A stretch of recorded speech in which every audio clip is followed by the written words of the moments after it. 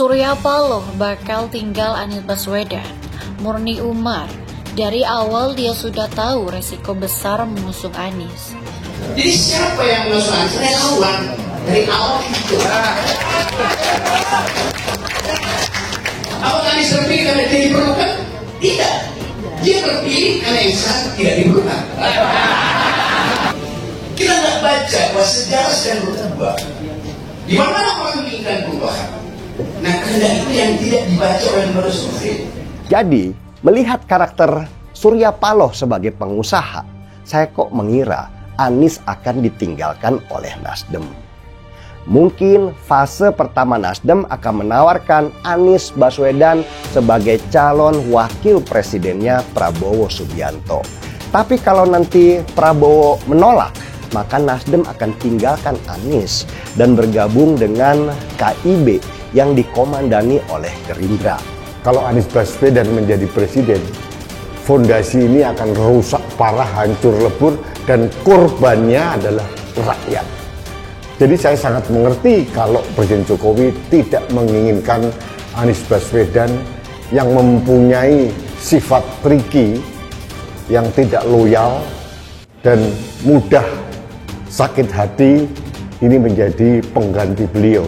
Warta Ekonomi Jakarta, Musni Umar mengungkapkan Surya Paloh dengan Nasdem tak akan begitu saja meninggalkan Anies Baswedan yang telah diusung sebagai baca pres mereka. Di tengah tekanan yang datang silih berganti, sebagaimana diketahui Surya Paloh disebut-sebut mendapatkan tekanan besar imbas mendukung Anies, mulai dari anak buahnya yang jadi tersangka sampai gangguan bisnis yang dia alami. Menurut ex-rektor Universitas Ibnu Khaldun tersebut, Surya Paloh sudah punya perhitungan sendiri sampai berani jadi yang pertama mendukung Anies untuk bertarung di Pilpres 2024 nanti. Surya Paloh sebagai pendiri dan ketua umum Partai Nasdem yang kaya dengan pengalaman di dunia politik, pasti mengetahui pilihan yang ditempuh mencalonkan Anies Baswedan sebagai capres Partai Nasdem merupakan jalan yang terjal. Mendaki dan penuh risiko karena Anies bukan tokoh yang diinginkan oleh istana untuk memimpin Indonesia pasca pemilu 2024. Demikian cuit Musni di akun Twitter pribadinya, dikutip pada hari Selasa tanggal 20 Juni 2023. Menurut Musni, banyak anggapan bahwa Surya Paloh akan meninggalkan Anies. Hal ini karena latar belakang Paloh yang merupakan pembisnis serta punya darah Golkar. Teman saya, aktivis 77 atau 78 yang lama menjadi anggota DPR RI dari Partai Golkar dan pernah memegang berbagai macam jabatan penting di DPR RI, bercerita kepada saya tentang Surya Paloh yang dia kenal dengan sewaktu sama-sama aktif di Partai Golkar. Demikian cuit Musni di akun Twitter pribadinya yang dikutip pada hari Selasa tanggal 20 Juni 2023.